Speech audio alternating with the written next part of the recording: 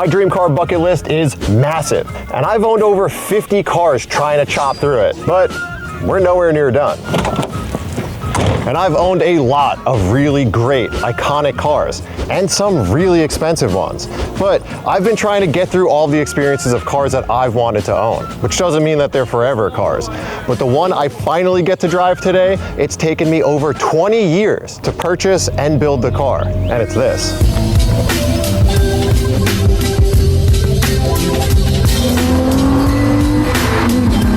This is a car I've been wanting to build since I was in high school. It's a 91 Volkswagen GTI. And if you haven't been around for the series that we did on this car, let me get you up to speed. This is my 1991 Volkswagen GTI. I purchased it off of the original owner back in California. It was 100% stock with a 1.88 valve with nearly 300,000 miles on it. The car sat at Hoonigan for a couple of months, but when that ended, I had nothing to do with the car, but I didn't want to get rid of it because it's tremendously hard to find such a clean, unmolested example of a Mark II GTI. So I shipped it out to New York, where it lived with my brother, and he used it for the summer. But then we decided to partner up with FCP Euro and build my high school dream car, which meant swapping a 12-valve VR6 in it. But because I wanted to do a complete VR6 conversion with suspension and everything, I decided to buy a donor car. So I found the crustiest, crappy, complete, running and driving 1993 Corrado SLC. We took it over to Mo's shop and stripped the entire car down. The engine, the transmission, the wiring harness, the subframes, the spindles, the axles, every last bit to convert this Mark II GTI into a full 5-lug VR6 car. Then I brought the engine over to FCP Euro, where we tore it down to do a simple refresh. Upon stripping the engine down, we found a ton of issues, but the engine had to be completely overhauled. So it got bored out, new bearings, completely refreshed, Autotech cams up top, metal head gasket, and a whole suite of OEM parts, including a timing chain kit and full gasket refresh. The transmission got a brand new clutch and a WaveTrack limited slip differential to help put the power to the ground. Then we spent a couple of weeks getting the engine and the drivetrain and all the suspension bits in the car. It has H&R ultra low coilovers, upgraded brakes with Brembo pads, all new bushings throughout. Pretty much everything on the chassis is new or refreshed. After we spent countless hours getting the engine and driveline in the car, we got it fired up, but winter just hit. And it snowed, so I couldn't actually enjoy the fruits of our labor and drive the car. It sat at FCP Euro over the winter, where they did a bunch of little work to dial this thing in so it's ready for today. But their shop is completely torn apart for renovations, so I'm in the office right now. But we're getting the car out of here and we're heading over to a pop-up meet that we're throwing at a local brewery. Let's head over, and then we're finally going to get this thing out on the road and go enjoy it. But it's a Wednesday night, and we still got a lot of people coming out. Some really cool cars and some of my closest friends that I met through this car scene. So I'm really excited for this meet.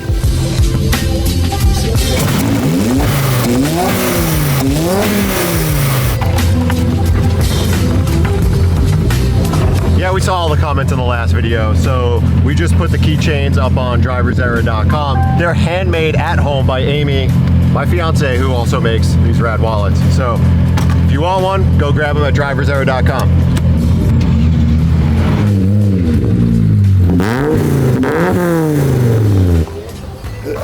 You gotta film this startup sequence, it's hilarious.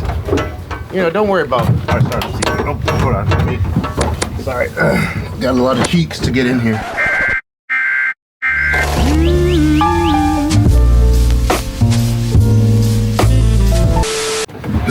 All right, ignition, ECU, unnamed button, which is variable valve timing, fuel, more fuel, dash for fun, and then you finally can start it.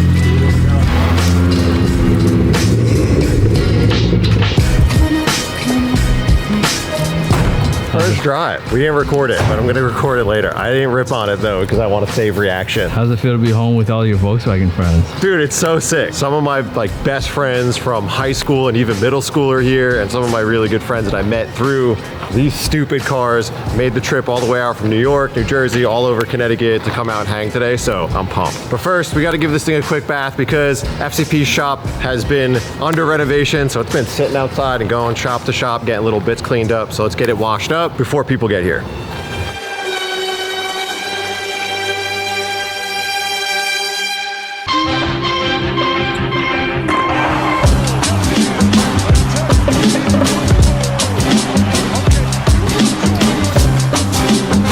So before everyone packs into this event and it gets blown out and they turn on music so we inevitably can't film because of copywriting, Dave brought his car here from Long Island. So if you watched any of the content where we built the car with my brother, my dad, Dave helped out a ton. He is the biggest Volkswagen nerd and has the nerdiest of the Volkswagen cars, a Scirocco.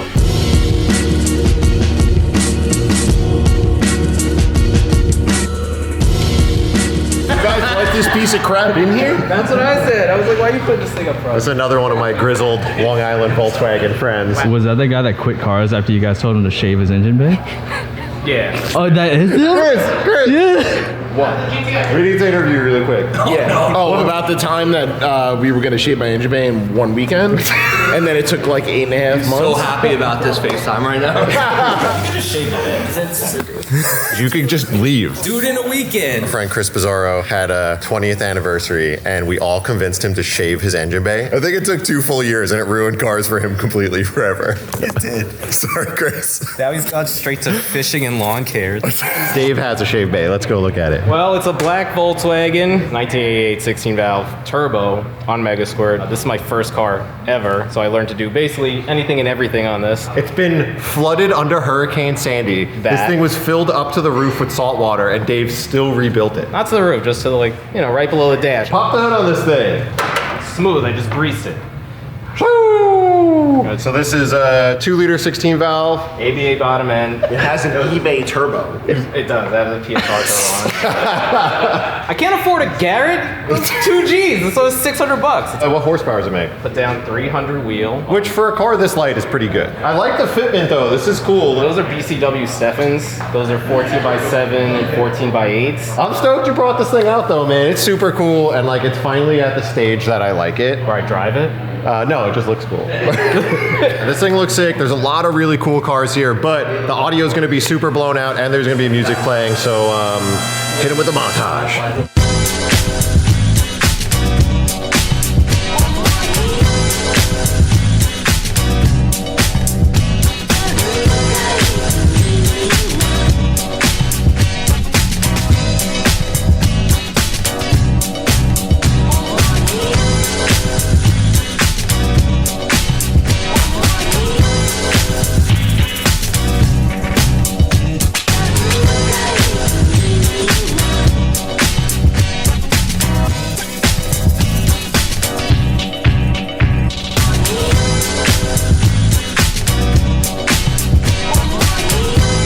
It's the age-old saying where 90% of the time goes into the last 10% of the work. And the last time you saw this car, we did get it running and sort of driving, but it was nowhere near finished. So luckily, JR from FCP Euro, who you haven't seen yet on this episode, is laying a dap.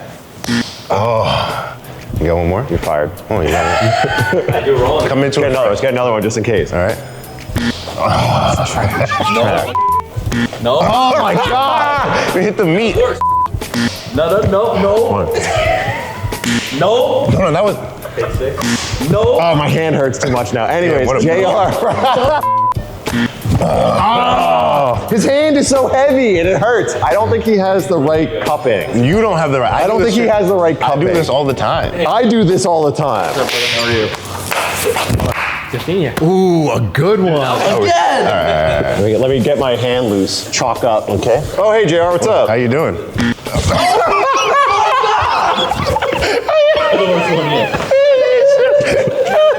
That was the worst. Okay, all right. As you can see, this man doesn't know how to use his hands. So he didn't actually touch the car, but he facilitated a lot of getting the car done. Yo, that's crazy, bro. The wildest segue into.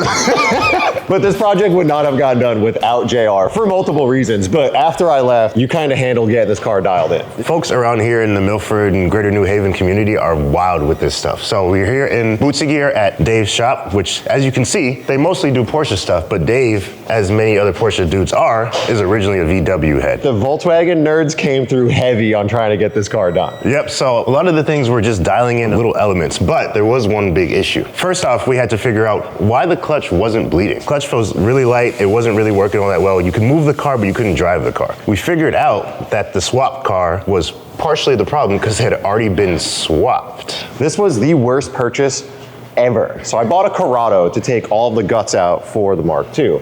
But the Corrado was once swapped with a Passat. So the transmission was not a Corrado transmission, which was a bummer. We knew that. The engine was an OBD2 engine, not a Corrado engine.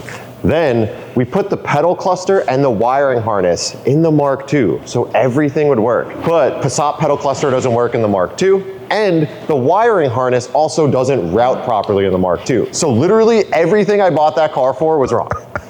But the worst part was these guys changed the master and the slave cylinder maybe like 100 times. Yes, we went through at least 10 liters of brake fluid. And it turns out that I needed to get a Corrado pedal cluster. So I ordered one off eBay, sent it over, they swapped it out. Literally same day it was working. So after that, it went to our homie Bill, who is a wizard. He built the transmission. Yep, built the transmission, put the limited slip different, and then made the car work incredibly well, and also made the engine bay look presentable, because before this, it was insanely... It was an unfinished project. Like, we got it running, but it was still sloppy. Because making it look nice is the last part. I can go down a crazy laundry list of the things Bill did, but some of the main things were making sure the fans worked, so the engine stayed cool and didn't eat itself. He made sure the car shifted well, put a short shift kit in. He made sure the engine bay looked good, put an air filter on it. Like, I can't, like I said, I can't go through the whole list because I'll be here for a whole nother Most importantly, Billy actually got the AC all fitted, all working,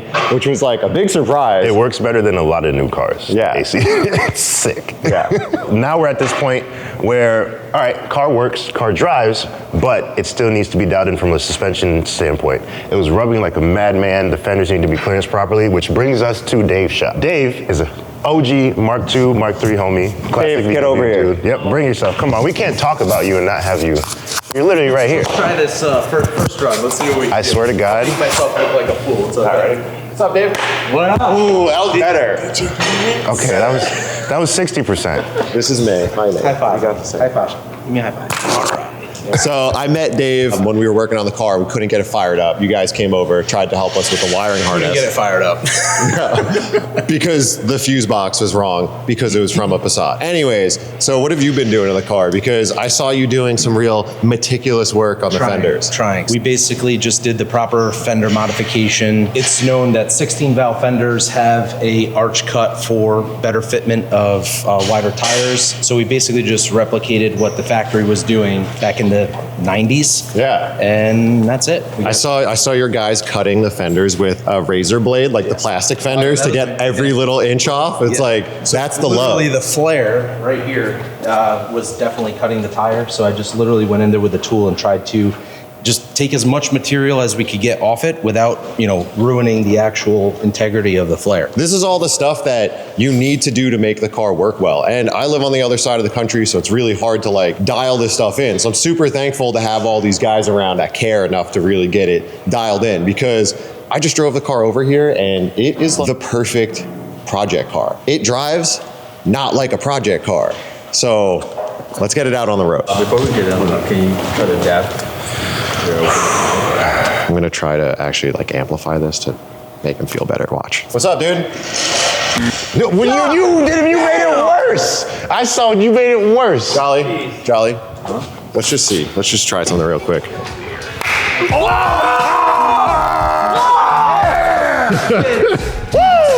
Wow. Men are so simple. Men are so simple. Look at the tears of joy on this guy. Now we can go drive.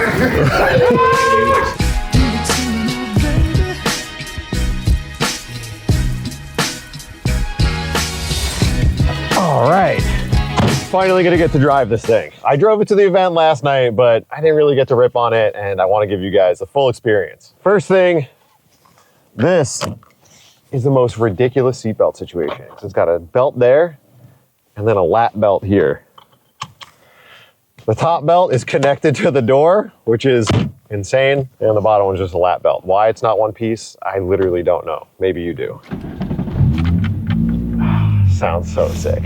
This is literally what I've wanted since I was in high school, and it feels so friggin' good. Just like the way this thing sounds is everything.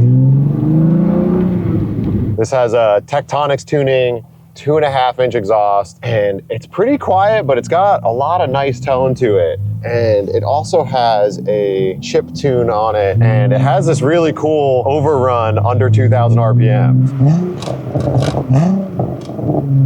It's a little bit of the crackle tune. It's not like a burble tune for all the BMW boys, but it sounds pretty cool.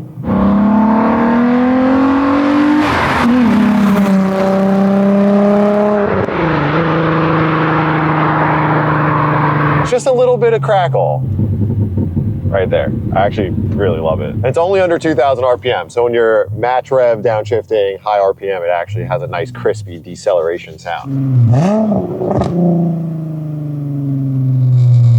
This is actually amazing to drive because this thing drives like a stock car. It feels like a stock Corrado or Mark III GTI.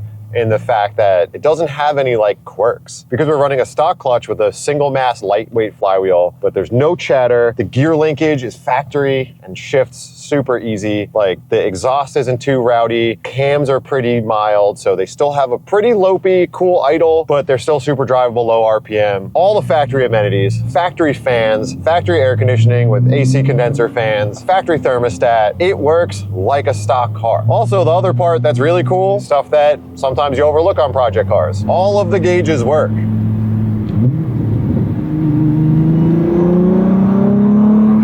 And that is the part of project cars that people often don't get to. Making all of the parts work is sort of the hard part and really boring. And after spending all of your time getting the engine in the car and making it run and run well, sometimes things like buying a TAC converter for the trans or the speedo cable adapter and things like that just don't really happen for a long time. That stuff sort of takes away from the car. Like you could still use it, but at the end of the day, it feels sort of unfinished. You know, I think that was a lot of when we were growing up, like having cars that you didn't really have the budget to finish and you just couldn't really afford to do it. And then as you get older, you don't always have the time to like button up the little loose ends. But having a project car with an engine swap that is like 100% dialed and completed just feels so good. This is everything I've wanted for so long. You gotta hear it, you gotta hear it.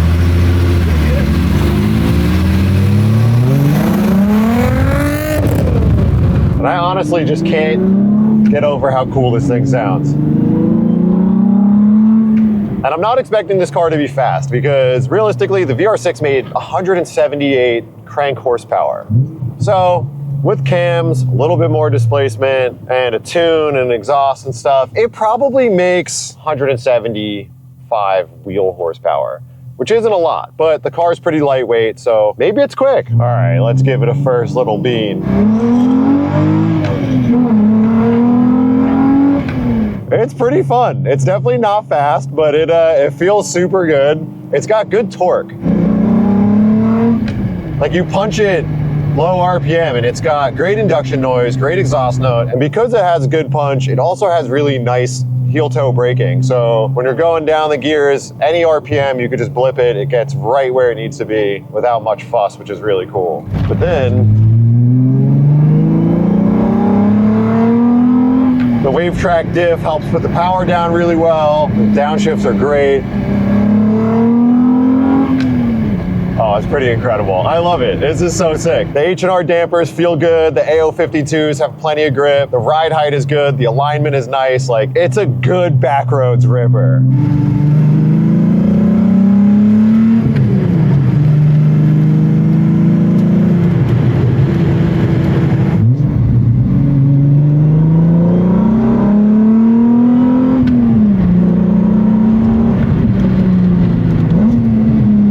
Feels so good. And because this car is upgraded to 5-lug, it has 11.3-inch front rotors, and bigger rear rotors, 4-wheel disc all around, so it's got really good stopping power. The thing feels awesome. And I drive a lot of really premium sports cars like my GT3 RS and the 360, and obviously all the cars I get to drive on the channel. So I'm a bit spoiled, but this thing's got really good steering feel. It's got tremendous amount of grip. It's got a great sounding engine, both intake and exhaust. It feels pretty peppy. Like, the seating ergonomics is pretty dumb. I think I need bucket seats and a smaller steering wheel and a taller shifter. But overall, like, this is a really nice driving experience. And I mean, you're talking about a car that you guys could build for 10,000 bucks. Parts, donor car, everything all in. So I would say this is a tremendous deal for the dollar. It's not gonna knock your pants off in a straight line. It's not gonna win any street races, but it's got a lot of emotion. It's really fun to drive. It's pretty unique nowadays. It's just cool, man. This car could go toe-to-toe with V's Integra GSR because it gives me almost the same amount of smiles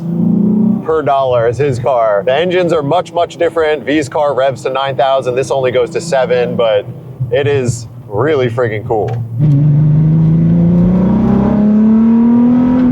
But it wouldn't be me without complaining about something, because I'm very particular. I really, really am bummed about the gearing in the transmission. I went out of my way to buy a Corrado because a Corrado came with a shorter ring and pinion. It came with a 3.65. This is a Passat/Jetta GTI transmission, which has a 3.33 ring and pinion. And honestly, it just feels a little sluggish. Like, the gearing is so long. Second gear goes to almost 80 miles an hour. And being that it's a low power car, it could really benefit from having a short ring and pinion. So I think on my very, very short list of upgrades that I would like to do to this car, it would be to put G60 wider fender flares on it so I could push the wheels out a little further, and maybe eventually do an O2J 394 ring and pinion so I could kind of get a little bit more pep out of it. But I'm not going to do that anytime soon because I just want to enjoy it, and the car lives 3,000 miles away from my house. Maybe when it comes out to California in a couple months or next year, we'll do that. But this is going to be my East Coast event car, man. So you go visit my parents, go hit some events with the homies. I'm so excited about that. I'm not going to ruin it yet.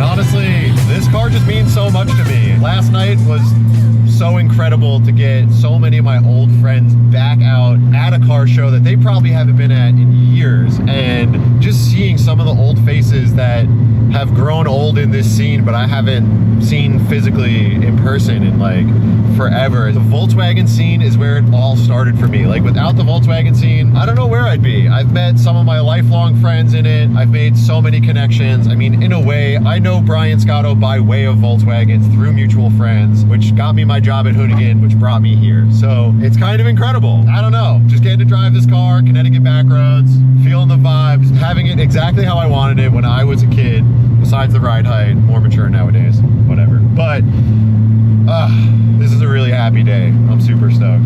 But on that note, if you made it this far in the video, I have one more surprise for you. Most of you guys know our relationship through Hoonigan, but it actually started a bit earlier than that, all thanks to Volkswagen. Yo, you think I was gonna let Vinny come out here and slum it in a Volkswagen without me? I don't think this guy has driven a Mark II, and definitely not a running VR in like a decade, so let's get in. All the way here just to catch shade. Dude. Never let them touch. The ergonomics. Dude. The shifter seems really short.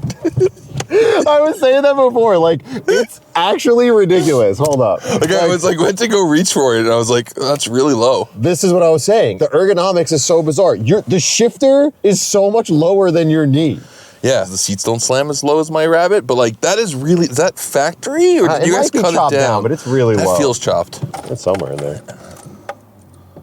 Yo, I didn't know you had a mono wiper on here. Mono wiper goes hard. Oh, it's like one of the coolest mods. Yeah. No one understands. No one. So first off, I haven't driven like a VR swapped. I've driven like a stock VR6 Passat like 2 years ago, right? But like, your Mark III was VR swapped back in the day. Yeah, my Mark III was VR because 4-doors didn't come with VRs here in the States, right? Yeah. That's always the joke. It's like, oh, VR swap everything. And you're like, there's better engines than the VR6. One is, I think there's a nostalgia for the sound of a VR makes, right? Like that, like just like that.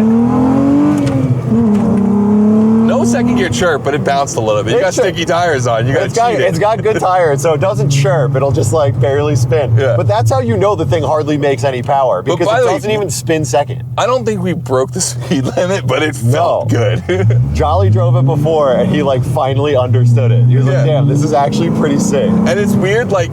I normally wouldn't be like, yeah, you know what's really fun is torque steer, but there's like something nostalgic about like a good amount of torque steer in this car. It's kind of crazy. It makes you be like, oh, look at how hard it is to drive. It keeps you on your toes. Yeah. In the twisties, like you have to modulate your throttle. Like it's got a limited slip, so it puts the power down, but it's like, it's fun. But I think what I find most interesting is that we've been through the gamut with cars. You know, you own a turbo 911, you've got Audis. We both own Ferraris, but sitting here, we're waxing poetic about an economy car VR6. We somehow, over a decade later, came back to Volkswagen where we really got into cars. And I'm like, I was blown away, and it's so hard to say, but like the community is so special. Even at the event last night, I saw a bunch of people who I hadn't seen in years, like Pat Holden. He was like one of the early Autocrete guys, has a really, really dope Mark III GTI that's rally green, same color as my Rabbit. He drove all the way from upstate New York or something to that was the craziest part. So many people drove over an hour and a half. A bunch of friends came out and they said it was about an hour and a half, 2 hours away, which is crazy because in LA, no one's going to anything if it's over 40 minutes away. Right. They're just not showing up. You know, the way I would explain or compare like Volkswagens, I don't expect you to get it if you didn't grow up with it. No. And you know what is a good comparison? White Castle. I love White Castle burgers, right? But I get, if you never had a belly bomber, I get if you have one, you're like, I don't get it. I don't understand. The White Castle of cars is crazy. It's the White Castle of cars, but if you grew up eating White Castle, you're like, you understand that 4 o'clock in the morning crave of like, I need White Castle right now. And you're actually right with that because Volkswagens were about impressing the Volkswagen community only and nobody else. I mean, it really is the definition of the if you know, you know audience. So, it's cool. It's great. And you know what? That low end grunt is what makes a VR6. Oh, I was low, like it falls so flat at the top. This car has 264 cams and it still falls flat up top. Yeah, but it's like, for me, it's this. Like, that is fun around town. Not breaking the speed limit. All right, now we are. And you're not, like, the thing is you're not even revving it out. No. You know, like the 360, the 3RS, an E46 M3, whatever, you have to redline it to get have something fun. out of it. But in these cars, like, you're just playing around mid RPM and it's like pretty incredible. 50. It sounds so good. Experience over speed is so much more important. Slow cars fast, man. Slow cars fast. I have such a blast ripping the 360 and it's like as fast as a new Altima. We are now at that point in our lives that we're buying nostalgia cars. Like, this car, there's nothing on paper that makes this car exciting except that it reminds you of when you were a kid. Yeah. We are the equivalent of our dads buying Chevelles. That's okay. That get smoked by Altimas. Yeah. But they're like, this is the baddest ass machine on the road. You know what though? I didn't care because when my dad wanted a Chevelle and he finally got it, which is the car that literally got me into cars, I drove it and I was like, this is a slow piece of shit. But I always thought it was cool to cruise it. Yeah. So here's a question. Do you think the younger generation looks at this car and goes, damn, that's one of the coolest things? Or did that miss? I don't know.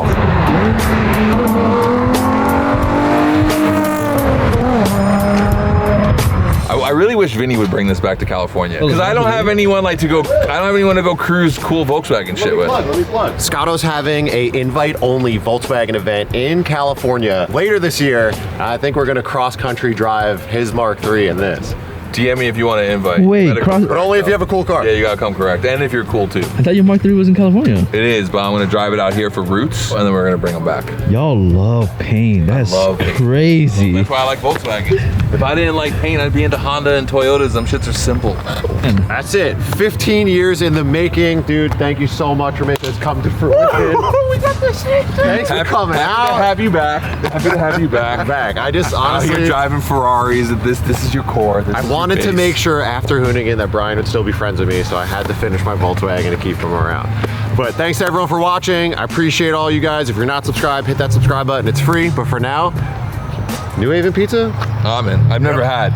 It's not as good as New York. It's like an extension of our little pizza trip. I was like, come on, it's way better than New York. Wait, Pizza what? time. Stock cams. No stock shifter box. No, you can't toss that. You want it? Maybe. I'm putting it in your trunk. You can keep it. What the do you need this for? This jammy, yo. This is worth some money. I'll take this. Yoink.